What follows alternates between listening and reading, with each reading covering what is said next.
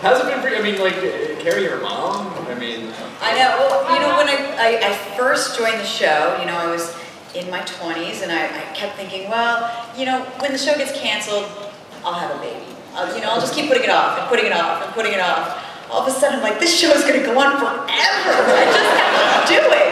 I actually filmed pregnant all the way up to my 10th month. But now, check me if I'm wrong. Normal gestation period is... It is a myth that it's only 9 months. And you busted it with your body!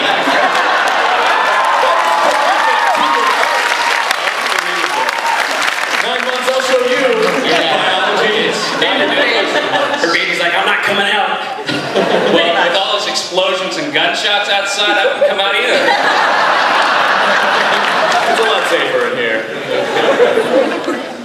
How's it been? So, Grant, are you working on any new bots in the workshop that you can talk about? At this point, it's just been Jeff Peterson upgrades. So if you watch the Craig Ferguson show, he had a couple moves before. He's got a lot more moves now. And so that's just been the only thing. He has actually now iPad control. With his own Wi-Fi router, 128-bit encryption. Still make shitty phone calls. Sorry. No, the 3G network's been really awesome at Comic-Con the entire time. Oh, what do you mean you texted me 2 days ago? I haven't gotten it yet. All right. So what do you know, what do you were at the amazing meeting, right? Yeah. James Randi, my hero, has a skeptics meeting every year in Las Vegas called the Amazing Meeting. Tory's gone with me, Kari's gone with me, Jamie's gone with me, Grant is next. I'll be skeptical soon. Yeah, I met Richard Dawkins. Oh, wow. I was like, Mr. Dawkins, my name is Adam Snapper, I host Mythbusters on the Discovery Channel, and he said, that's nice. I said, I'm a big fan, and he said, that's nice, and then I let him go. That's amazing.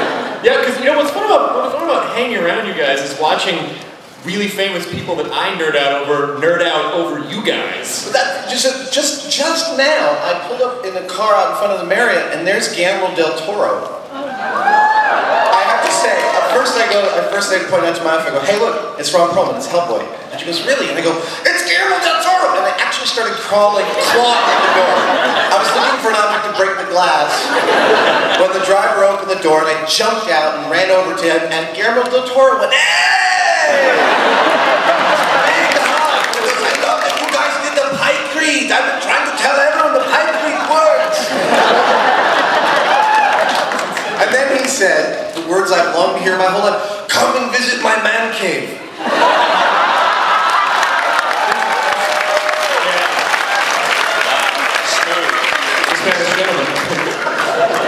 But wait, you said you replied with, come visit mine! I did. In fact, I'm currently building my new man cave in San Francisco. Jamie, any fun celebrity experiences of people that you met that you were shocked they knew who you were? No. The United States, that didn't kind of wig you out a little bit? That I'm sorry. President Obama? Oh yeah, that I just... Yeah, that was cool. He's like, you guys aren't gonna blow any stuff up here now, are you? No, you're safe. Thanks. We walked right out and said, could we see your birth certificate? I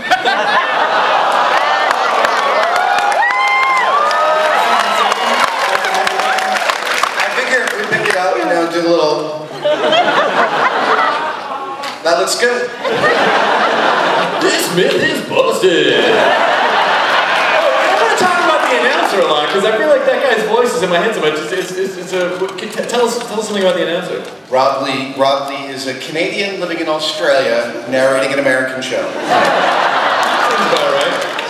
He's a single human melting pot, and yeah, you know, it's like meeting any announcer for a show. You meet him and he talks to you about dinner and what he ate, what he drank, and whatever, and all you see is things exploding, Kari throwing up, Tory getting hurt.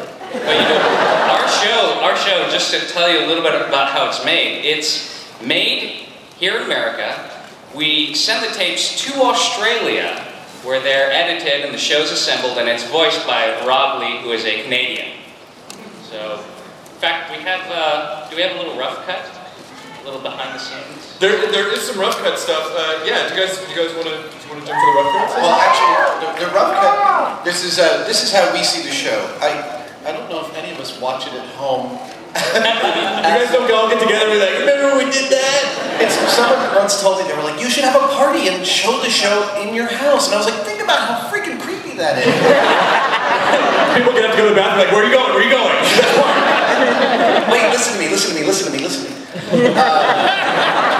So you say it along with yourself on TV? Not creepy. So when we see the rough cuts, they've actually been written by one of the Australian producers of the show, and this one, in fact, is written by the executive producer Dan Tapster, who's been helming the show now for 5 years. And so this is Dan Tapster's voice. We don't hear Rob Lee's voice when we see the rough cuts. Okay. And this is a thing we were doing. We did an hour on tornado myths, and we couldn't figure out how to make winds strong enough for a tornado, and Grant, Kari, and Tory told us about this place called Kalita Air in northern Michigan, where they'd let us play around behind their 747 jets. So I put on some of UD Replica's Batman Kevlar leather motorcycle armor. Wait, can I just tell, I was having lunch with you at M5 the day you got that, and I was like, Adam, there's a package here, and you raced upstairs and you whipped it over, and you're like, Batman's armor!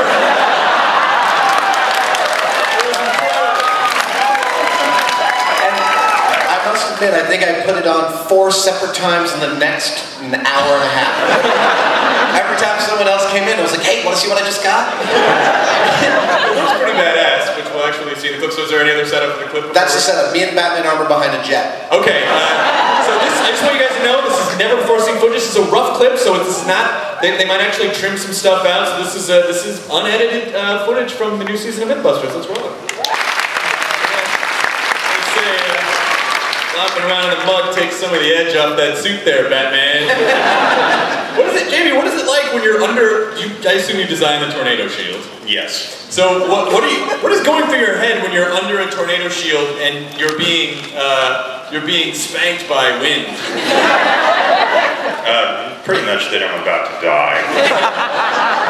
And I would point out that that wasn't the end of our trial of the tornado shield. We went a lot faster. Oh, you did? How are we allowed to say how fast you got to? Well, I guess you have to watch. A lot. Yeah, a lot. Yeah. There's a lot. I'm just curious. All of these stunts are safe to try at home, right? Well, if you have your own 747, yes. Yeah.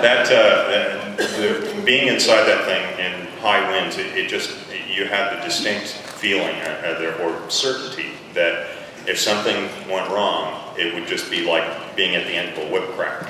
You know, it'd snap your back. It was really serious. I mean, when you're in situations like that, is the thought going through your head like, I really shouldn't do this anymore, or are you just too stricken with fear? Well, you know, it's a funny thing when you build something, you design something and you build it, and you know, you go through all of the exercises. Well, I'm going to put this here and do this way and that way.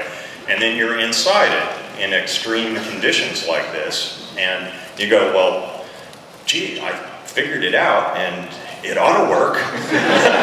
You know, and so you just kind of focus on that. You know, it's like, I mean, think about when you're in an automobile hurtling down the highway at 80, 70 miles an hour, whatever it is you're doing. It's, you know, it's like standing on the edge of a cliff. It only is a little slip of the wrist, and you're, you know, it's all over. Sleep tight, kids.